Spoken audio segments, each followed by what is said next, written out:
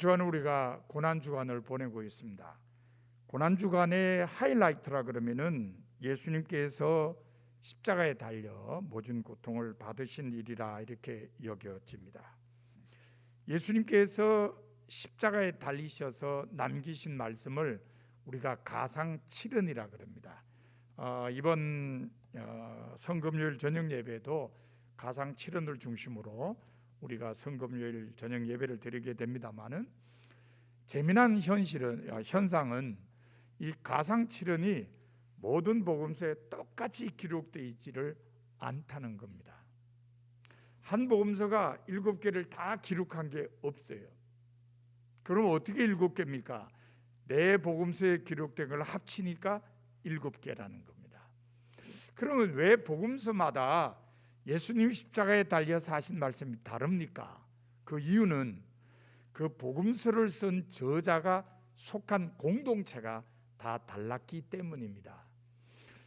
몇 주 전에 제가 설교하면서 이 마태복음 저자가 마태복음을 쓴 이유가 유대인들에게, 그러니까 유대교를 믿다가 그리스도 교인이 된 유대인들에게 우리 기독교에도 율법서 5경 같은 예수님의 말씀이 있다, 그렇게 해서 예수님 설교를 5개로 묶었다는 말씀을 드린 적이 있습니다. 그러니까 마태복음 저자는 일단 유대인들 중에서 기독교인이 된 사람을 염두에 두는 겁니다. 이런 식으로 복음서 저자가 자기가 속한 공동체의 사람들을 염두에 두고 복음서를 썼기 때문에 조금씩 달라요. 그래서 십자가에 달리셔서 하신 말씀도 좀 다른 겁니다. 마태복음과 마가복음을 보면은 엘리 라마 사박다니, 나의 하나님 어찌하여 나를 버리셨나이까, 이런 말씀이고, 요한복음 같은 경우에는 특이하게 어머니를 제자에게 부탁하죠. 어머님, 아들입니다. 내 어머니다. 그렇게 제자와 어머니에게 말씀하신 이야기가 기록되어 있죠.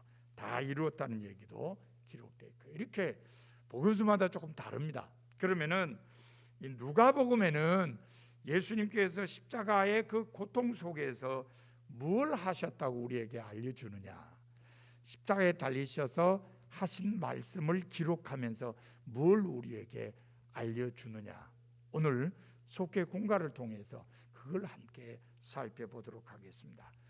자, 누가복음에 의하면은 예수님께서 십자가 위에서 고통을 당하시면서 하신 첫 번째 것이 뭐냐? 용서입니다. 용서. 자기를 못 박는 사람들을 용서해 주셨다는 겁니다. 사실은 유다 총독으로 와 있던 빌라도가 유대 종교 지도자들이 예수님을 고발하니까 나름대로 조사를 해보니까 죄가 없어요, 예수님께. 그럼 이 사람들이 왜 고발했냐 살펴보니까 다 자기들 기득권 지키려고 그런 거예요.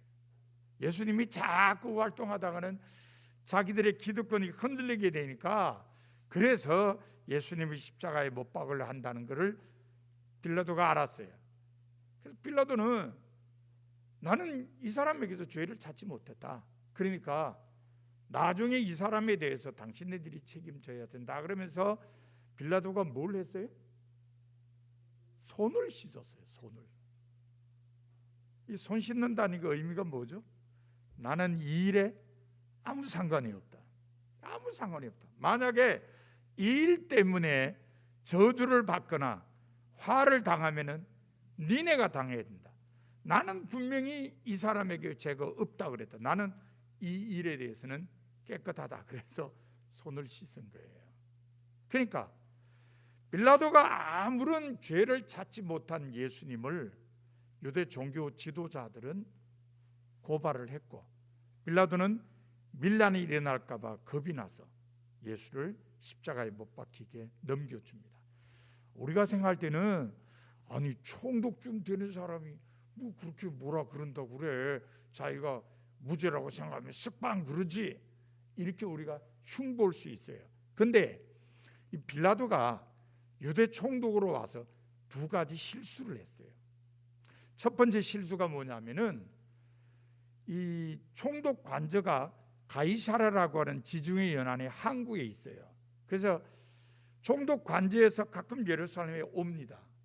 근데 빌라도가 예루살렘에 오면서 로마 군사들하고 같이 왔어요. 아무래도 병사들이 호위를 해야 되니까. 근데 이 병사들이 황제의 깃발이 걸려져 있는, 초상이 걸려져 있는 깃발을 들고 들어왔어요. 유대인들이 제일 싫어하는 게 뭐죠? 무슨 형상을 그리는 거. 왜요? 십계명에서 아무 형상이든지 만들지 말라 그랬으니까.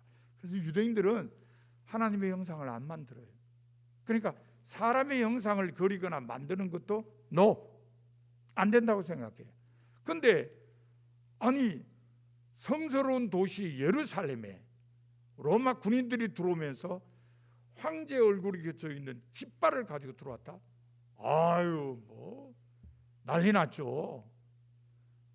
그랬더니 빌라도가 깜짝 놀라서 그냥 자기가 잘못했다고 시인했어요. 그래서 깃발 다 내리고 그랬어요. 그러니까 이게 첫 번째 소동이 일어났던 거예요. 그 첫 번째는 일단 빌라도가 자기 잘못을 인정하고 정리가 됐어요. 두 번째 무슨 실수를 했냐면은 바깥에서 예루살렘 성 바깥에서 예루살렘 성 안으로 보니까 수로가 나 있어요. 요즘 말로 하면 상수도가 돼 있어요. 누가 만든 거죠? 구약 성경에 보면은 히스기야 왕이 만들었어요. 예루살렘 성 밖에 있는 샘에서 예루살렘 성 안으로 물이 들어오게. 이런 게 왜 필요하죠? 먹고 살기 위해서. 아니에요. 평소에는 뭐 가서 길로 오면 되니까. 적군이 포위를 했을 때, 적군이 포위했을 때 물을 얻을 수 있도록 그렇게 수로를 팠어요. 근데 빌라도가 와 보니까 수로가 너무 낡았어요. 공사를 해야 돼요. 공사를 하려면 뭐가 들어요? 돈이 들어요. 돈이 어딨나 보니까 예루살렘에 돈이 있는 데가 있어요. 어디였을까요? 응? 예루살렘 성전이에요. 예루살렘 성전 창고에는 보물들도 많고 돈도 많아요. 더군다나 매년 성전 세를 받으니까 돈이 있어요. 그래서 빌라도가 대제사장들과 제사장들한테 야, 니네 성전에 돈 많이 있던데 그 좀 꺼내서 쓰자. 그랬더니 대제사장이나 제사장들은 이게 또 총독하고 잘 좀 사이가 좋아야 자기들도 편하잖아요. 그래서 뭐 그렇게 합시다. 그랬어. 그런데 시민들이 이걸 안 거예요. 아니 이게 뭐 하는 짓거리냐고. 어떻게 우리가 하나님께 봉헌한 돈을 이런 그 공사를 위해서 쓰냐고. 그거는 하나님께 예배를 드리고 하나님께 영광 돌리는 일을 위해서 써야지. 어떻게 세상 일을 하는데 그 돈을 쓸 수 있냐고. 데모를 한 거예요. 예나 지금이나 데모하면 제일 많이 쓰는 말이 뭐죠? 물러가라. 누구 물러가라? 총독 물러가라. 빌라도 물러가라. 총독이 가만 보니까 기가 막히거든요. 내가 지난번에는 머리를 탁 숙이고 잘못했다고 용서를 구했는데 이번에는 그냥 안 둔다. 그러면서 사람들을 매수를 했어요. 사람들을 매수해가지고 그 데모하는 사람들한테 가서 싸우게 됐어요. 그러니까 친데모꾼 반데모꾼이 막 붙어버린 거예요. 사람들이 데모하다 보니까 이게 뭐예요? 자기들끼리 싸우는 거야. 이게 총독하고 싸워야 되는데 보니까 자기들끼리 그냥 두들겨 패고 막 야야 그만두자. 그래서 끝내버렸어요. 그래서 두 번째는 빌라도가 조금 이긴 것처럼 보였어요. 그러나 일단은 데모가 일어난 건 분명하잖아요. 그런 건 또 묘하게 다 로마에 전달이 된다고요. 그러니까 빌라도는 처음에는 황제 얼굴이 그려져 있는 깃발 때문에, 두 번째는 성전 돈을 쓴 것 때문에 어쨌든 밀란이 일어났어요. 빌라도가 모를 리가 없죠. 또 밀란이 일어나면 내 자리가 위험하다 생각하니까 예수님을 그냥 십자가에 못 박히도록 내준 거예요. 자기는 손 씻고 빠지고. 자, 유대 종교 지도자들도 문제지만 예수님을 십자가에 못 박는 로마 병정들도 일반 죄인들 다루듯이 다루는 거예요. 지난주에 말씀드렸습니다만 십자가형은요, 보통 죄수라기보다는 아주 악질 죄수나 반역적인 인물한테 쓰는 형이거든요. 그러니 뭐 십자가에 못 박히는 죄수니까 그냥 잘 다루겠어요? 살살 다루겠어요? 때릴 만큼 때리고 그냥 뭐 피투성이를 만드는 거예요. 이럴 경우에 일반 사람들은 나는 죄 없는데 왜 이렇게 고통당하냐? 그러면서 자기에게 고통을 주는 사람을 저주하게 되죠. 저주하게 됩니다.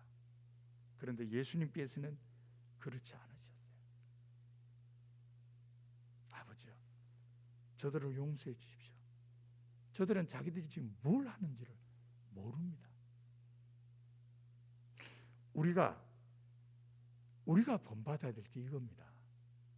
우리에게 누가 어떤 잘못을 저질러더라도 용서할 줄 아는 마음, 그게 예수의 제자의 진정한 모습이라는 걸 기억해야 됩니다. 어느 날 사도 베드로가 예수님께 질문을 했어요. 선생님, 어떤 사람이 저에게 잘못을 하면은 몇 번이나 용서해 줘야 됩니까? 7번쯤 하면 됩니까? 아, 여러분, 7번이면 정말 대단하죠. 아니, 여러분, 누가 여러분에게 잘못을 7번 할 때까지 용서해 본 적이 있어요? 진짜 어려운 일입니다. 7번 용서하는 게. 1번, 2번까지는 사람이 셀리질 않아요. 근데 3번이 지나면 그 다음부터 사람이 헤아려요. 너 지금 몇 번째야? 4번, 5번 넘어가면요, 젊은이들이 쓰는 말로 뚝뚝 열려요. 근데 베드로는 그래도 마음 넓게 7번쯤 하면 됩니까? 하고 얘기해요. 근데 예수님은 베드로 뒤통수를 치시는 말씀을 하셨어요.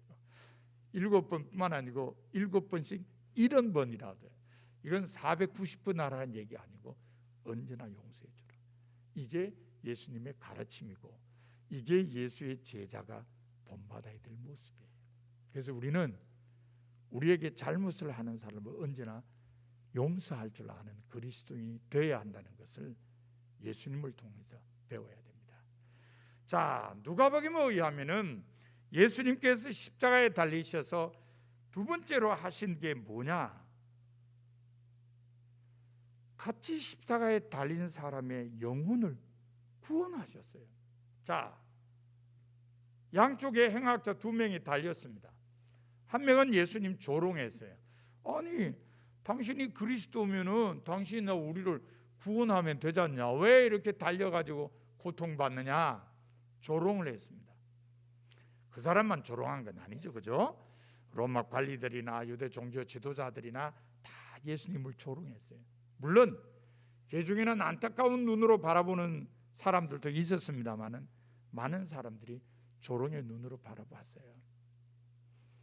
한 행악자도 마찬가지였습니다. 그러나 다른 행악자는 그 사람을 꾸짖으면서, 야, 너하고 나는 큰 죄를 저질러서 여기 달렸지만 이분은 잘못한 게 뭐 있냐? 잘못한 게 없지 않느냐?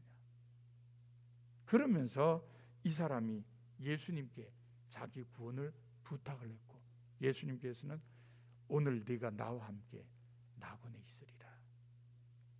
낙원, 히라보로 파라다이스예요. 우리나라 사람들은 어디서 그렇게 파라다이스라는 말을 배워와가지고 보면 술 파는 집에 파라다이스. 연관은 있어요. 왜냐하면 이 파라다이스라는 말이 어느 때 썼냐면은 구약 성경의 에덴 동산을 히람 말로 번역할 때 히브리 말 에덴을 히람 말 파라다이스라고 그랬어요. 그러니까 에덴 동산 같은 곳, 그게 파라다이스예요. 그 다음에 히랍 사람들이 일반적으로 또 파라다이스라는 말을 언제 쓰냐면은 임금하고 함께 거니는 정원, 거기를 파라다이스라고 그랬어요. 우리 서울로 말하면 어디 같을까요? 저 창덕궁 안에 비원 같은 그런 거예요. 얼마나 좋아요. 최고 권력자의 사랑을 받으면서 함께 거니는 정원, 다 거기 가고 싶을 거예요. 그러니까 왕궁 바깥의 사람들은 이 세상에서 제일 좋은 곳이 어디냐? 파라다이스예요. 왜? 임금하고 같이 걸을 수 있는데. 여러분, 지금 누가 대통령이 여러분에게 언제 청와대로 오세요, 저하고 식사나 하고 산책이나 합시다 하면 안 갈 분 있어요? 보통 때는 막 욕을 하더라도 밥 먹으러 오라면 갈 거예요. 다. 왜? 그게 한번 구경도 갔다 오고 청와대 갔다 왔다는 자랑도 좀 하고 얼마나 좋아요. 똑같아요. 2000년 전에 사람들이 파라다이스라 그러면 누구든지 가고 싶어하는 곳이었어요. 이 세상 사람들이 가장 가고 싶어하는 가장 좋은 곳, 거기가 파라다이스, 거기가 낙원이에요. 그러니까 예수님이 그 강도에게 달리 설명할 방법이 없으니까 네가 아는 제일 좋은 곳이 파라다이스지? 너 오늘 나하고 파라다이스 간다. 이 사람 얼마나 기뻤겠어요. 바로 그 사람의 구원에 대해서 예수님께서 그렇게 확실하게 말씀을 해주셨습니다. 중요한 거는요, 이 사람이 자기의 죄를 회개하고 수십 년 동안 신앙생활 잘한 사람 아니에요. 죽기 얼마 전에 자기가 죄인이라는 걸 인정하고 주님께 자기 구원을 부탁했어요. 여기서 우리가 알아야 이 진리, 구원은요 늦은 시간이 없어요. 언제든지 자기의 죄를 회개하면 구원받을 수 있어요.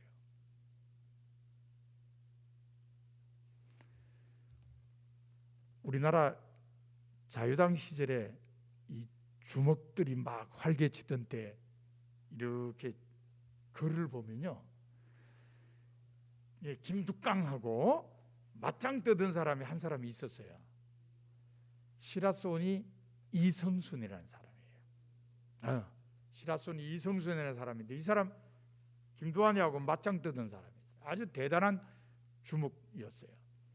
이 사람하고 관련돼서 두 가지 일화가 전해져요. 하나는 여인을 사랑하게 돼가지고 결혼을 하려고, 근데 뭐 그 집에서 깡패 새끼한테 딸 주겠어요? 잘 안 주려고 그러지. 그걸 뭐 모르나? 알죠. 주머니에 건총 넣고 가가지고요, 그 여자 집에 딱 가서 건총 탁 내려놓고는 딸 줄래요, 안 줄래요? 근데 누가 거기서 누가 안 된다 그래요? 건총을 딱 올려놓고는 딸 줄래요, 안 줄래요? 그러는데 그건 누가 안 줘요? 그래서 결혼 성낙을 받았다는 게 유명한 일화 하나고요. 두 번째는요, 이 사람은 순수파예요. 깡패지만 주먹으로 그냥 이 대결을 하던 사람이에요. 근데 세월이 좀 지나니까 사람들이 무기를 쓰는 거예요. 뭐 칼로 쓰는 것뿐만 아니라 총을 가지고 사람을 쏘는 일이 벌어져요. 그래서 이건 아니다, 이건 아니다.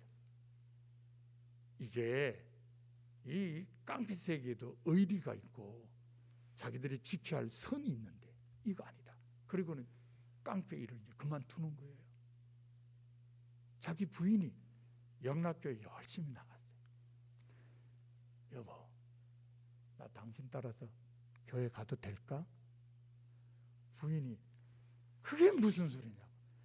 언제 와도 주님은 환영한다. 내가 그동안 매일 주먹질만 했는데 나 같은 사람 괜찮을까? 괜찮아. 내가 지금 나이가 그래도 이만큼 들었는데 지금 가도 괜찮아. 그래서 부인이 영락교회로 인도했어요. 그래서 영락교회 열심히 나갔어요.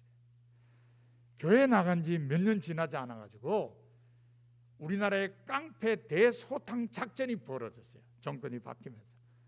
그래서 뭐 이정재를 비롯해 가지고 뭐 온갖 깡패들이 전부 이런 목걸이 달고 나는 깡패입니다.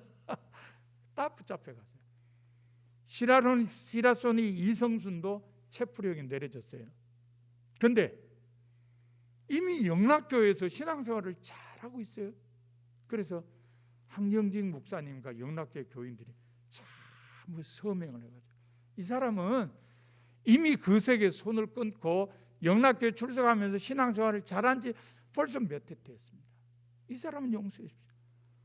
그래서 이성순 씨는 살았어요. 구원이라고 하는 것은 과거에 내가 무슨 일을 했냐 상관없어요. 내 나이가 지금 몇이냐 상관없어요. 내 살 날이 얼마나 남았냐 상관없어요. 회개하기만 하면, 믿음으로 주님 앞에 나오기만 하면 구원받는 거예요. 그래서 예수님께서 정말 죽음이 눈앞에 있는 사람에게도 구원을 선포하셨어요. 오늘 네가 나와 함께 낙원에 있으리라.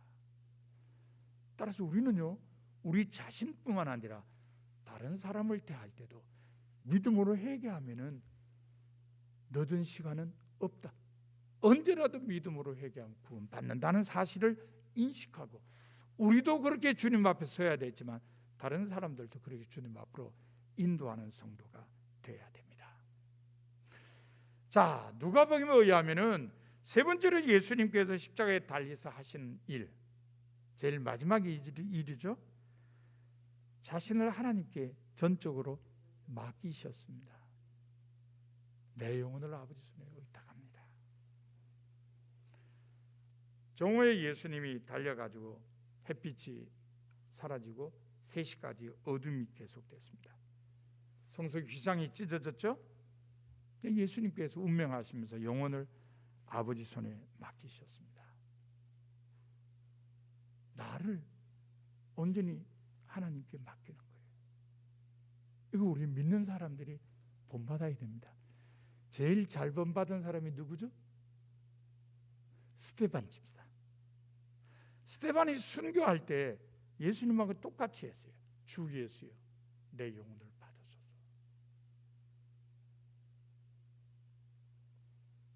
우리가 기억해야 될 것은 그리스도인들은 이래야 된다는 거예요.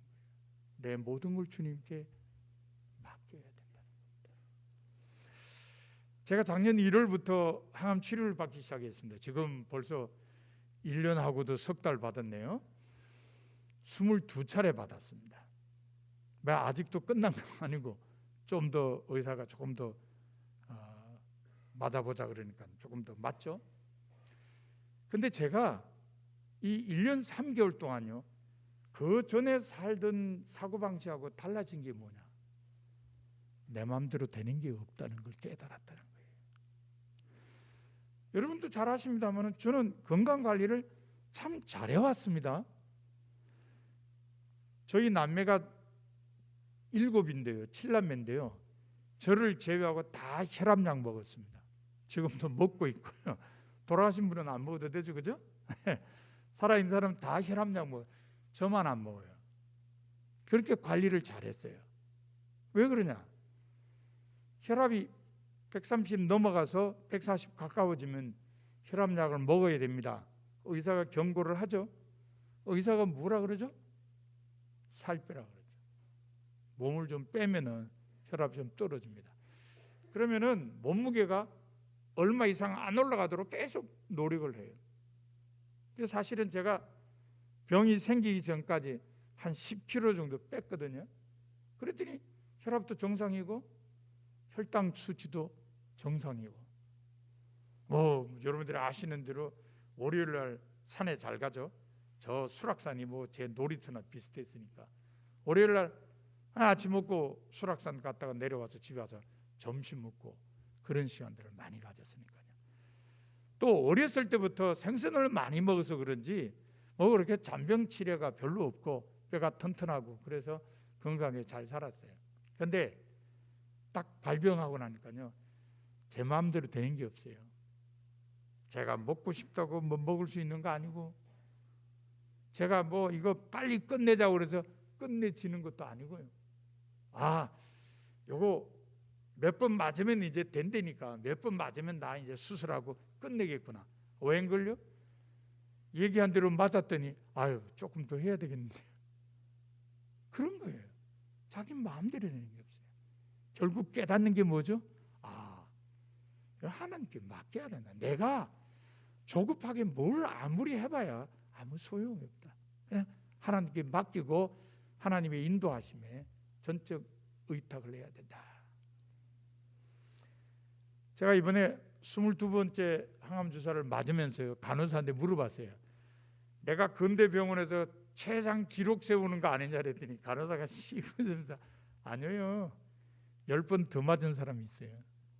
저하고 똑같은 병으로 똑같은 폴피리녹스라는 약으로 32번을 맞은 사람이 있대요. 제가 꼬리 내려야죠. 근데 간호사가요, 제가 묻지도 않은 말을 해요. 그분하고 저하고 공통점이 있대요. 뭐냐 그랬더니 표정이 밝대요. 병원에 오시면 표정이 밝고, 두 번째는 뭘 잡수든지 뭘 잡수는데, 병원 밥을 못 먹으면 집에서 가져온 거라도 뭘 열심히 먹는데, 그리고 세 번째 공통점이 많이 걷는데, 그 병실 복도를 왔다 갔다 하면서 많이 걷는데, 아마 그래서 잘 이기는 것 같다고 그렇게 이야기를 하더라고요. 제 입장에서 그래요. 표정이 밝다. 아니 뭐 내가 아무리 해도 안 되는데 뭐 내가 할 수 있는 일이 없는데 주님께 맡기는데 내가 뭐 안 편하고 어떡하게. 내가 뭘 하려고 그러면은 이게 긴장이 되고 막 그냥 욕심이 생길 텐데 하나님께서 하시는데 내가 뭘, 그리고 맡기니까 저는 마음이 편한 거예요. 그래서 아마 의료진들이 볼 때는 마음을 편하게 가지고 밝은 표정으로 병원에 오는 걸로 보이는 것 같습니다. 아마 여러분들도 큰일을 당하면 이런 깨달음이 올 수 있을 거예요. 그런데 좋은 거는 큰일 당하기 전에 그런 깨달음을 얻는 게 좋죠. 주님께서도 십자가 고통 속에서도 하나님께 전적으로 자신을 맡겼던 것처럼 우리들도 우리를 늘 주님께 맡기며 살아야 된다는 것을 오늘 말씀을 통해서 깨달아야 될 줄 압니다. 자, 고난주간의 하이라이트는 예수님 십자가에서 고난당하신 일입니다. 주님은 그 고통 속에서도 우리에게 참 좋은 분을 보이셨습니다. 다른 사람을 용서해 주라는 것, 언제든지 믿음으로 자기 죄를 회개하면 구원받게 된다는 것, 그리고 자신을 온전히 주님께 맡겨야 한다는 것을 가르쳐 주셨습니다. 오늘 예수님의 이 모습을 여러분 마음에 새기면서 여러분들도 주님을 닮아가는 그리스도의 제자들이 다 되시기를 바랍니다.